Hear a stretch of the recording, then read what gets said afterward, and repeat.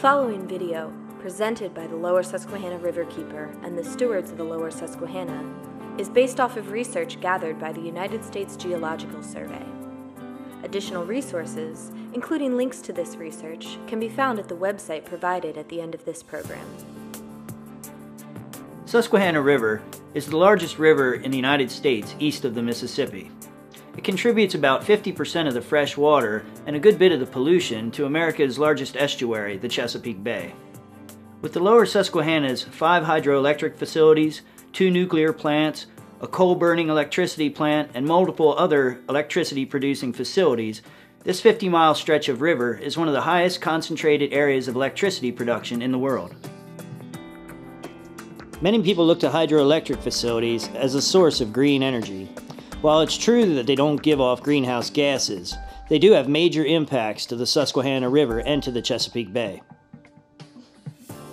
The dams alter wildlife habitat, they block migratory fish from being able to travel in and out from saltwater to freshwater, and also the turbines chew up many of the fish that are trying to travel down the river.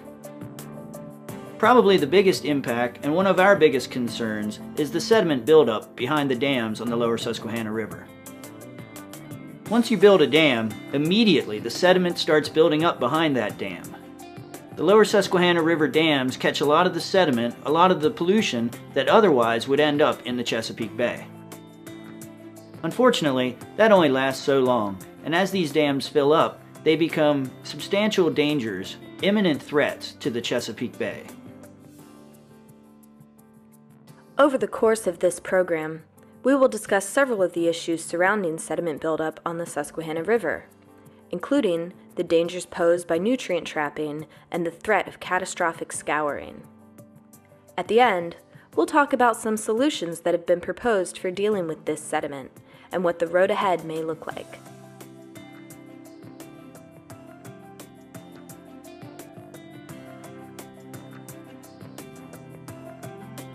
So the first problem we're looking at today is the amount of sediments and nutrients passing down the Susquehanna River to the Chesapeake Bay. Sediment, and 2 chemicals that act as fertilizers, nitrogen and phosphorus, are of major concern to the Susquehanna River and to the Chesapeake Bay. Currently, the dams are trapping 60 to 70% of the sediment, about 30 to 40% of the phosphorus, and 2% of the nitrogen that would otherwise be ending up in the Chesapeake Bay. While over 60% of the sediment and 30 to 40% of the phosphorus may sound like large numbers, even 2% of the nitrogen equals 2 million pounds of nitrogen that is being trapped behind those dams.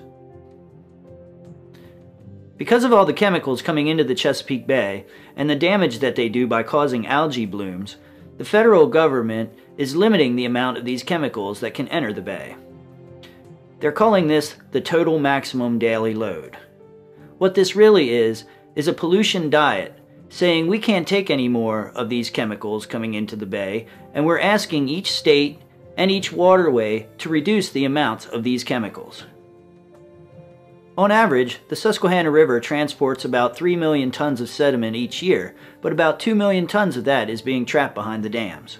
According to this total maximum daily load, or pollution diet, which is being measured below the dams after sediment has already been trapped, we on the Susquehanna are being asked to reduce our sediment load by 569,000 tons per year. The concern here is what happens when the dams fill up. We'll be asked to reduce our sediment load not by 569,000 tons, but nearly 5 times that amount, or 2.5 million tons per year. So how do we know that the dams are filling up with sediment? This isn't a problem that we see when we're down along the river. Luckily, we have scientists with the U.S. Geological Survey that use a technique called bathymetry to measure the depth from the water down to the sediment below.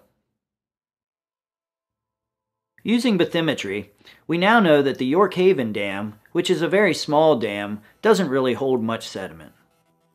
The Safe Harbor Dam is storing about 92 million tons of sediment, but it's at capacity. It can't take any more sediment. The Holtwood Dam only holds about 14 million tons of sediment, but it's also at capacity. This is one reason we look to the Conowingo Dam, the biggest dam on the river.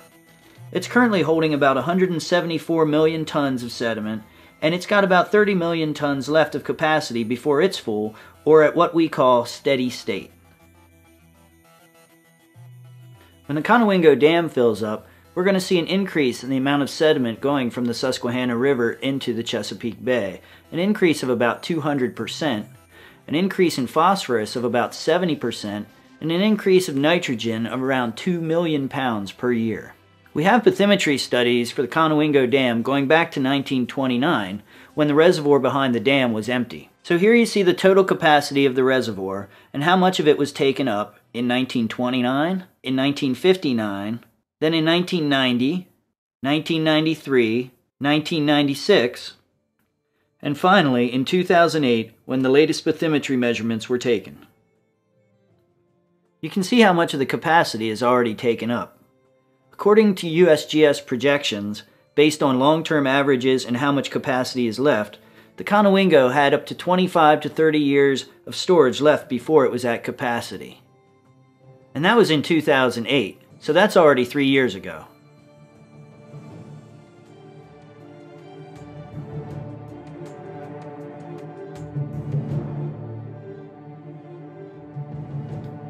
When you look at this chart, you may see some fluctuations, and this is due to a process known as scouring.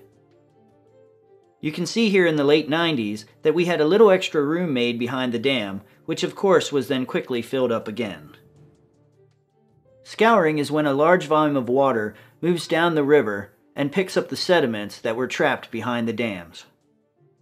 We see this during larger storm events such as Hurricane Ivan and the most significant scouring event ever, Hurricane Agnes in 1972, which scoured out 10 years worth of sediment and dumped it into the Chesapeake Bay in 4 days. When Hurricane Agnes passed through the region, it became the single most damaging event in the written history of the Chesapeake Bay. Those costs came not only in the form of physical damage, but in damage to the larger economy as a result of the disruption of the bay's ecosystem that forms the basis of the bay's fishing economy that supports thousands of families around the bay. Hurricane Agnes hit us at the absolute worst time, right after the spawning season for the fish and crabs. The sediment that came down smothered the new generations of fish, crabs, and oysters that the bay counts on. Even today, nearly 40 years later, we're still trying to recover from the damage that occurred during Agnes. I've talked to many scientists about this to find out when or if this is going to happen again. Will we see another Agnes? Will we see another damaging event of this proportion? Every scientist I've talked to said it's not a matter of if, it's a matter of when. As long as that sediment is behind those dams, we face that same risk every single day. We can't predict when the next hurricane will come, but if we get another one the size of Agnes, we can predict the damages that it'll do. While it's true that the sediment may have gone out into the Chesapeake Bay over the course of many years, the catastrophic pulse, or a big blast of sediment, could not have occurred if all that sediment was not stored behind those dams. So once again, you have a corporation and their stockholders making money off the Susquehanna River, doing damage to the Susquehanna River and the Chesapeake Bay, and those costs are being passed on to the taxpayers.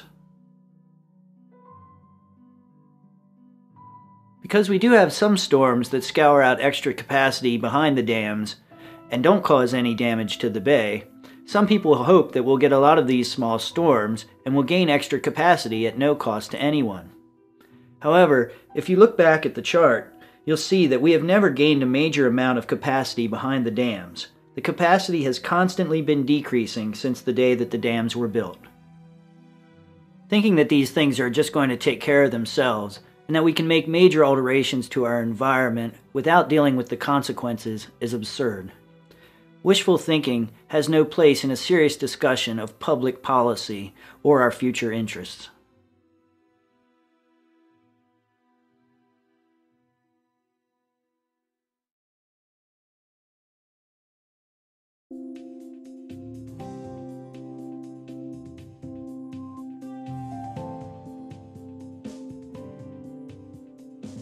So we understand the problem. Now what's the solution?